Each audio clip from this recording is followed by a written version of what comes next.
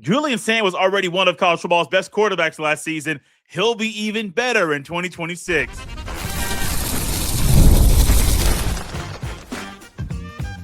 You are Locked On Buckeyes, your daily podcast on the Ohio State Buckeyes. Part of the Locked On Podcast Network, your team every day. I am Jay Stevens. During today's show, we will discuss the impact and potential hiccups Sayin might have while working with another offensive coordinator, as well as what might happen if Julian Sayin is the same quarterback this year that he was last year. But first, Julian Sayin's first year as QB1 in Columbus, Ohio, was a lot of fun to watch. He was the most accurate passer in college football. He was a Heisman finalist. He knew how to get the ball to Cardinal Tate and Jeremiah Smith, and they scored a lot of touchdowns. Well, Julian Sayin's first year as a starter was great. There were still some areas he needed to work to improve in. He needed to be a better, more mobile quarterback, potentially use his legs to move the ball down the field. When the pocket gets muddy, he isn't the strongest quarterback there, as well as not having the strongest arm. Those are just a few areas Sayin must work to get better. But one of the best attributes that Sayin has is his mind, his ability to process at an elite level very, very quickly, and also to get the ball out of his hand quick, fast, and in a hurry. Now, when his mind is working properly, he has a full offseason to work on some of the areas that he needs to get better in. There's no reason to think anything other than the fact that Julian Sayin will be a better quarterback this year. When you have a brain and you just simply get football, you get it. There are going to be things you do with this offseason that you had never thought of before. You weren't really thinking that would be on your radar because that wasn't something that was a part of your game. That wasn't something that was a part of something someone told you before. But you were a full starter. You had an opportunity late in the game against Indiana to win the Big Ten title. Didn't get it done. Against Miami, there are moments that Sayin could have shifted the pace and turned the tide. Didn't happen. Ohio State lost that game. There were also games of the regular season last year. While Sayin his numbers looked okay, there were moments where you're like, I want that though to be a little bit faster, have a little bit more zip on it. You could have gotten the first down here with your legs. All these things are things Sayin heard last year. Maybe he read some articles about his play as well. And now, after a full off season, he's been able to put the plan in place. He's able to work to get better in these areas, because if he is a stronger passer, if he still processes at an elite level, maybe even better, if he knows how to use his receivers and to zip the ball to them quickly, get the ball out as quickly as possible while being a more mobile quarterback, watch out. Simply watch out. Now, I recently made a comment on this show about Cortez Hankton and his duty to get his room ready for training camp. And one thing I said was the fact that Ohio State really has every starting role already settled. There aren't many position battles right now. O-line, the 5 guys that are going to be there. The only real hiccup issue is going to be who's playing right guard, who's playing right tackle. You already have your 5 intact. Quarterback, running back, tight end, receivers. You know who your guys are on defense. You know who your guys are. Maybe you may not know the definite starters, but you know the guys that are going to be in the rotation. When you know that already, that's going to help training camp start a little bit faster, be a little bit more physical, be more intense. Similar to what happened in spring ball. Spring ball was more intense. It was more physical. And Ryan Day talked about the fact that this was a little bit different. The team feels different than in spring ball. Well, that should carry over to training camp, because if that carries over, then week 1 against Ball State will not just be a comfortable preseason game. It'll be a quick, fast, hard-hitting game where Ohio State is trying to impose their will early. Well, that's Ohio State's mindset. That must be Julian Sayin's mindset too. Cardinal Tate's gone. He still has Jeremiah Smith and Brandon Ennis. Chris Henry Jr., 6'5", 210 probably by now. He's going to be a guy that is going to catch a lot of 50-50 balls while he is an incoming true freshman.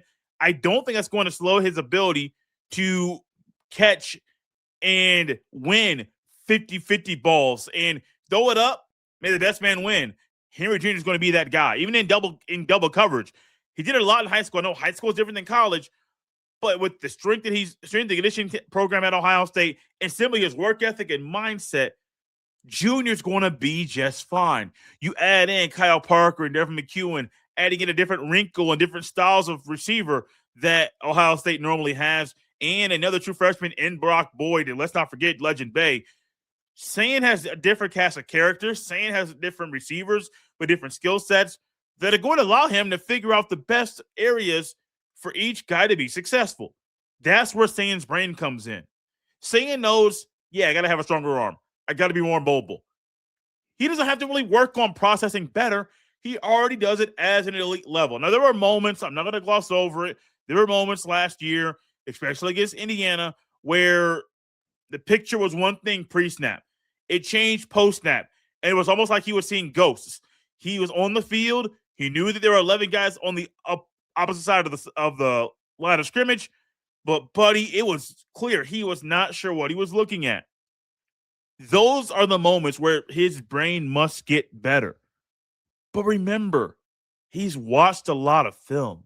He's worked on things. I think we have a different conversation about Sayin right now. If last year's team was better in the red zone and in short yardage situations, that's what plagued the team. It wasn't Sayin's play. It was the fact that this team couldn't capitalize when they had great field position in the red zone or in short yardage situations, 3rd and 2, 4th and a half a yard. They couldn't capitalize in some of those scenarios. Well, he's going to have a veteran offensive line. 4 returning starters from last year's team will be here with him this year. There will be a new starter in Ian Moore, and that's fine. That's perfectly fine. Ian Moore is going to be the guy that should protect Sayin's blind side, allow Austin Servell to be the right guard.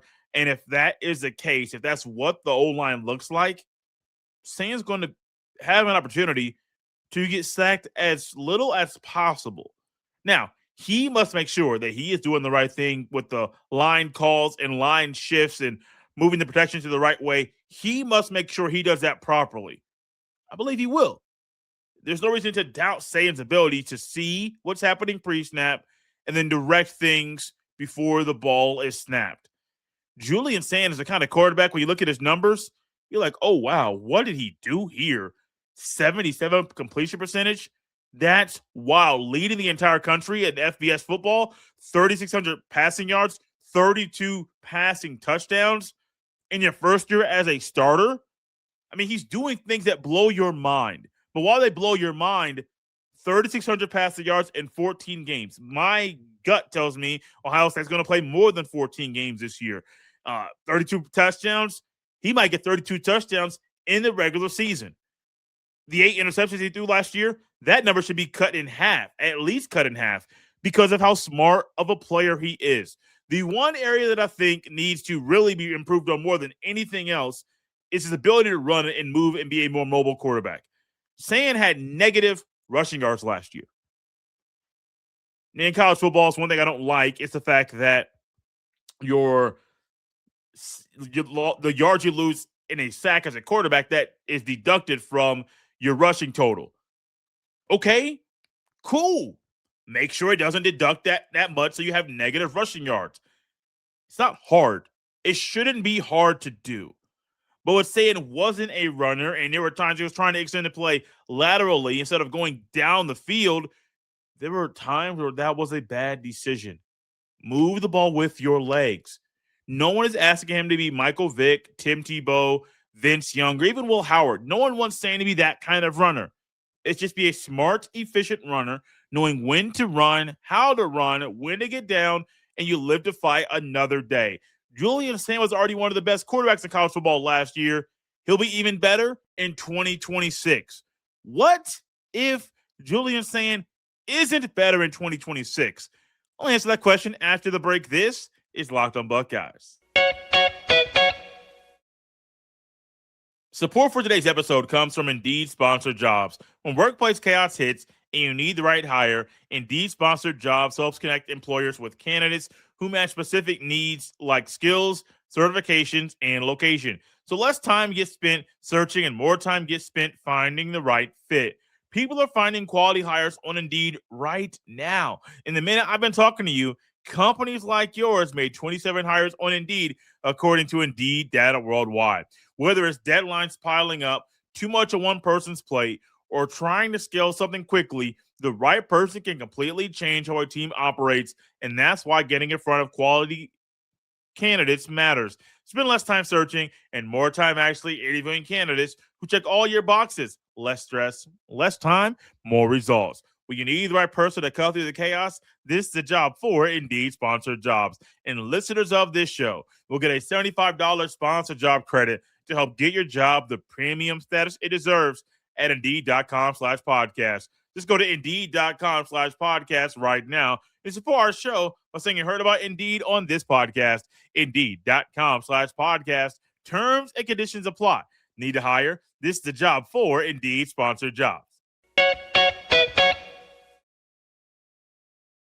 Thank each and every one of you for making Locked On Buckeyes your first listen of the day and for making Locked On the #1 sports podcast network. Get your daily Ohio State fix completely ad-free by joining the Everyday Club today. Start your 7-day free trial right now and get closer to your team without the interruptions. Click the link in the show notes or go to lockedonbuckeyes.supercast.com to claim your free trial.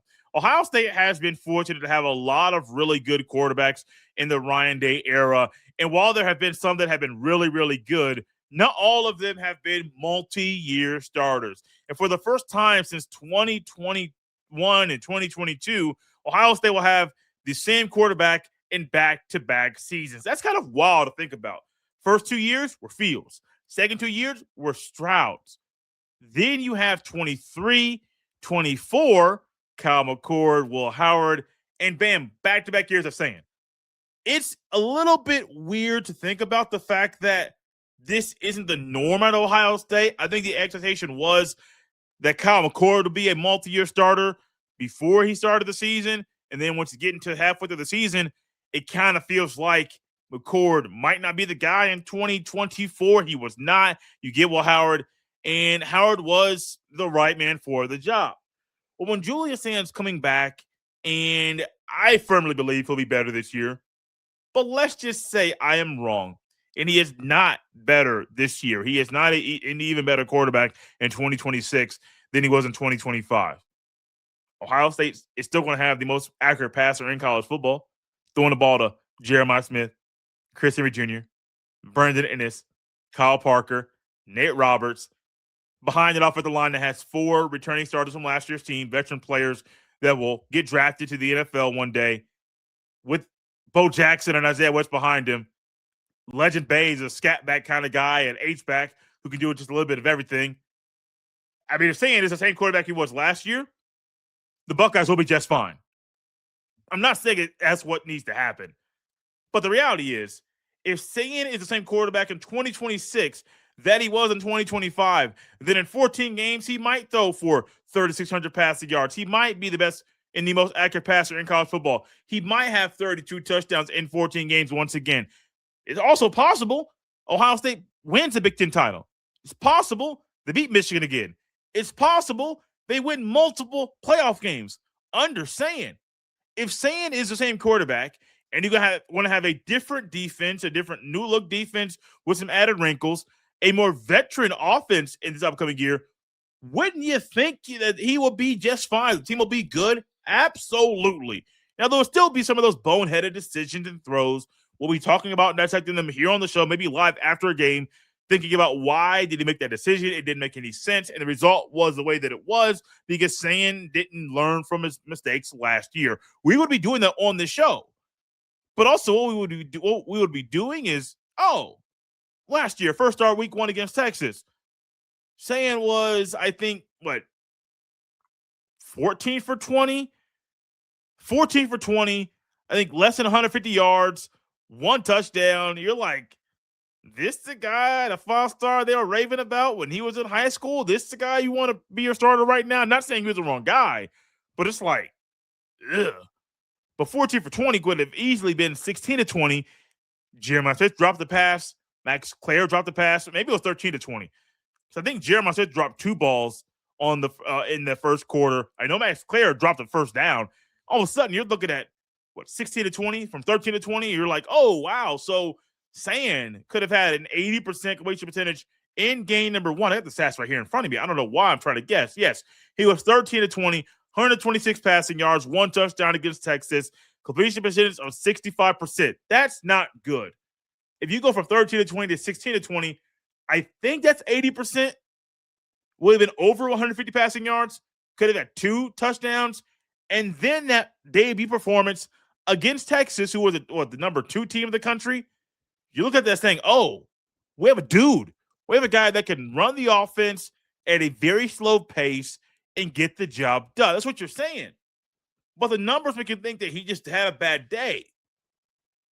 Literally, the numbers could have been the same, and it just would have been 3 more completions because the balls that were dropped hit the receivers in the palms. JJ hit both hands, dropped on both drop balls. Max Clare on the first down drop hit both hands and then dropped it. I don't know if it was week 1 jitters, a little bit nervous, playing Texas. I don't know what it was, but they were drops. The Buckeyes will be okay. They can win a lot of games. He can be a Heisman finalist again. That'd be great. You don't want the thing. You want him to get better. You don't want him to stay the same from last year to this year. You want him to get better, especially knowing that there are real conversations people are having about Julian Sayin, his height, his weight, his arm strength, and people are wondering if Julian Sayin has the goods to enter the 2027 draft next year and be a top 5 pick. Those are real conversations people are having. Ryan Roberts of A to Z Sports, anytime he comes on here and Sayin's a topic, we're going to bring that up because that's real. What's also real is that Julian Sayin slung that thing last year. I'm not going to sit up here and allow the slander for Sayin to derail the thought and the reality that Sayin was a really good quarterback last year. No, let me go up a level. Sayin was great last year. Sayin got the job done. Sayin knew how to read, how to process quickly, and get the ball out to the right guy all the time, early and often. You don't just stumble into completing 77% of your passes. That's not how that works. No, you have to do your film study. You have to follow the game plan. You must know your receivers, their strengths, their weaknesses, and then capitalize on where they excel. He did that. I think when it comes to this year's team, now Max Clare is a phenomenal tight end. Nate Roberts is going to be pretty good too. Can be a little bit more versatile. Might be a little bit of a better blocker this year. Now, behind him, you have 2 transfer tight ends. They're going to be phenomenal blockers. I hope you don't see a 13 personnel out there a whole lot, because then we'll be on the show thinking like, Arthur Smith, what are you doing? Why are you using his talent this way? It doesn't make any sense at all. But what does make sense is that Sayin's first year as a starting quarterback was great. He was a Heisman finalist. He was one of the best quarterbacks in college football. We can go a little bit further. He was one of the best players in the sport. A sport where the best player in the sport is a guy he's throwing the ball to.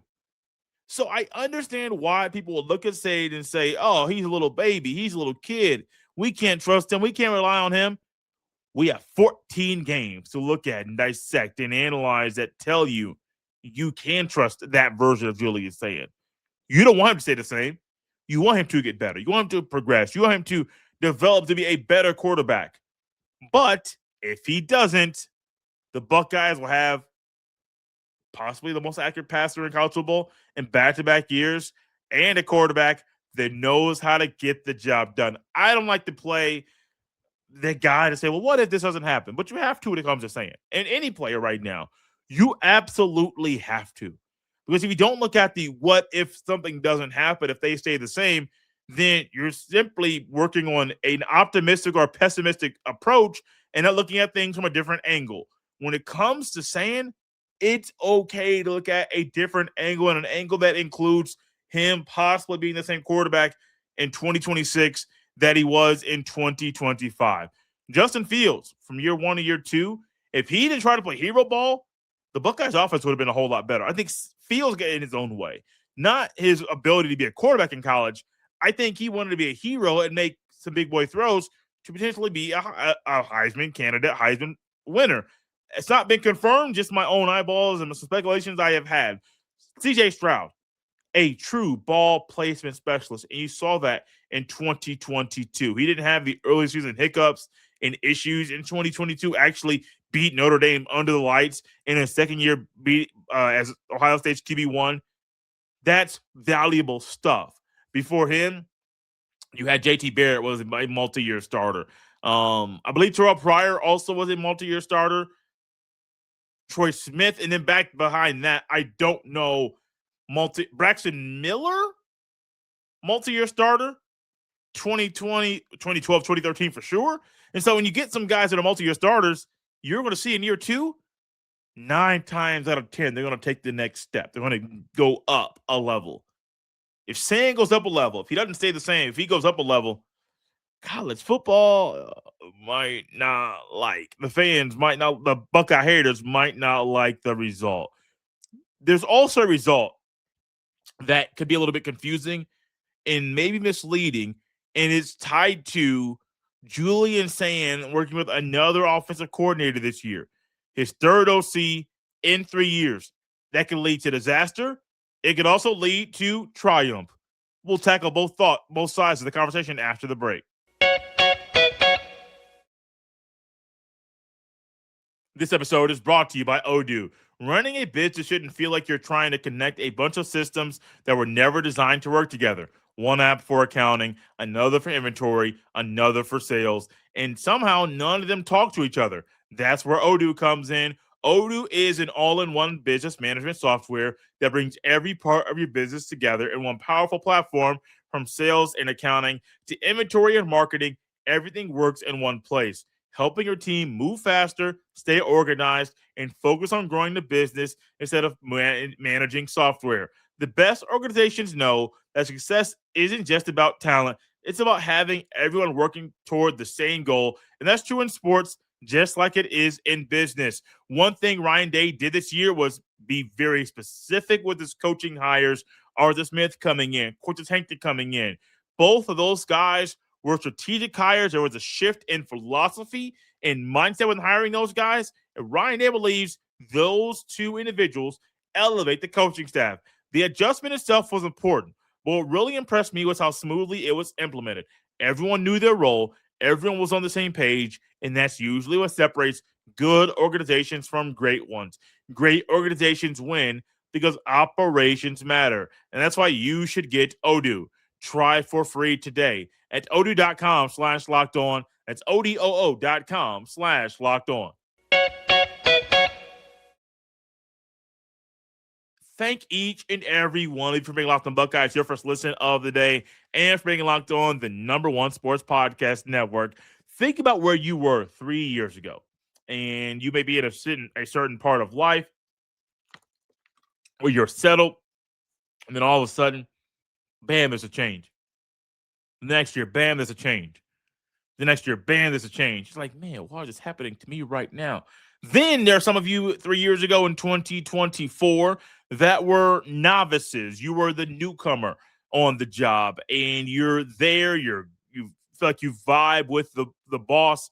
The next thing you know, you're looking at him, and bam, he's gone. 2025, a new boss comes in.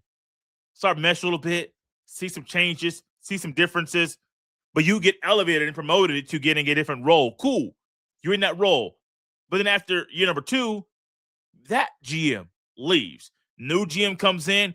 You don't get promoted this time. You're at that same elevated position you were in year number 2, but you're more experienced. You know how to get things done. You have some authority now, but it's still a new GM. 3 GMs in 3 years. While one gave you a promotion, all 3 GMs are different personalities, different backgrounds. And sometimes that much change can cause someone to fall and not be as productive as normal. At the same time, there are some people that are going to have a mindset where they just get it done no matter who's in charge. Doesn't matter if it's the same boss for 5 years or a different boss for 5 straight years. It doesn't matter. One thing you know is that person, the individual, is going to get the job done no matter who is over them. And that must be Julian Sayin's mindset.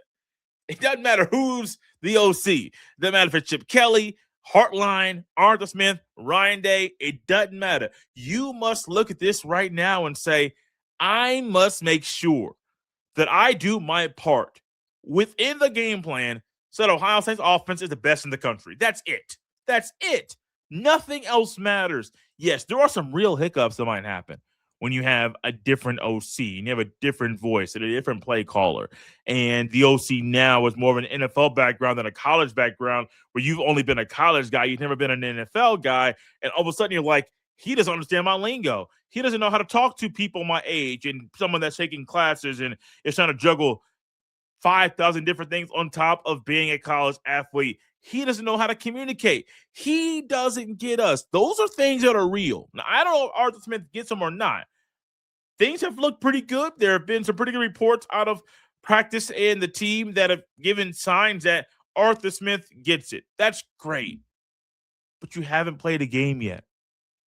These sidelines in college, different than they are in the NFL. The press box, different heights in college.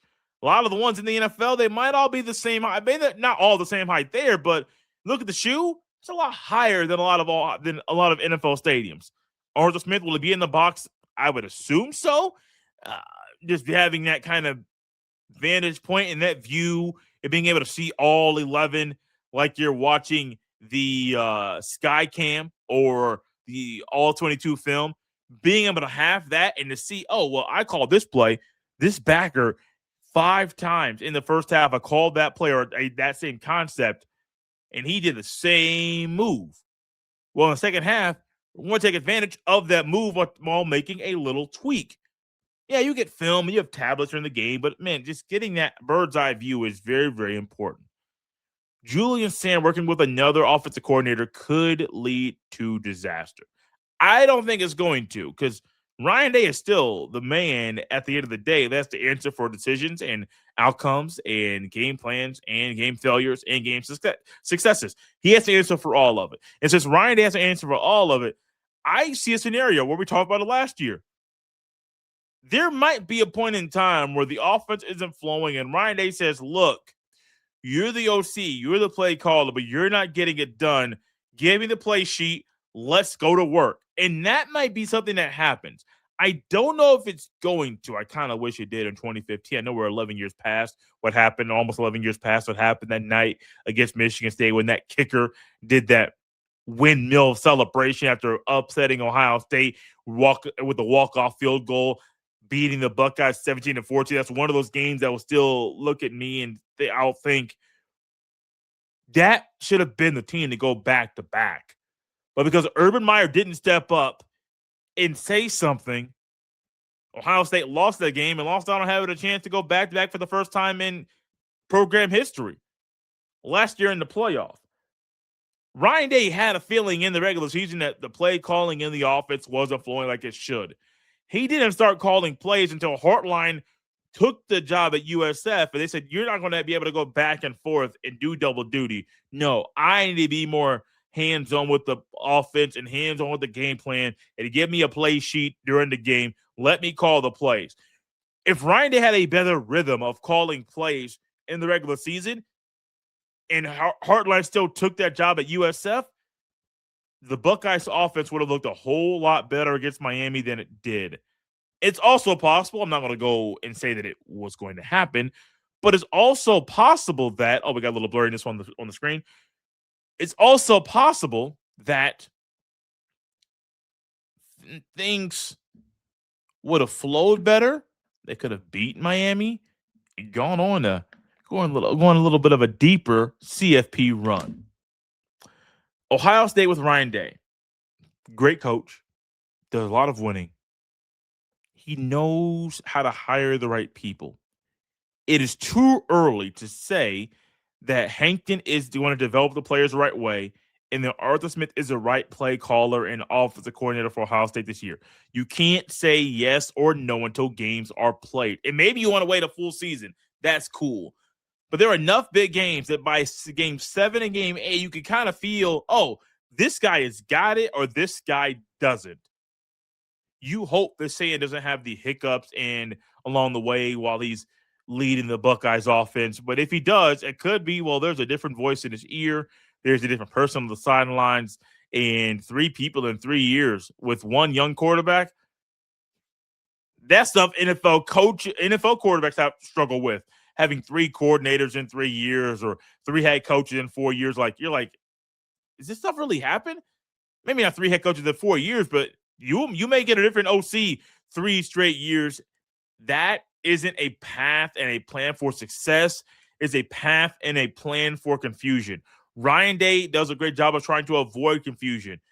And I believe, and I hope, I will say I believe, I also hope that Ryan Day is working right now to make sure that there are no communication issues or no errors at all that might become obstacles that Sayin isn't able to get over in the future. Thank you all for tapping Locked On Buckeyes right here on a Tuesday and for making this show your first listen of the day. You can follow me on any social media platform at jstevens07. Send every email to jstevens317@gmail.com. This has been Locked On Buckeyes right here on a Tuesday. We'll see you next time.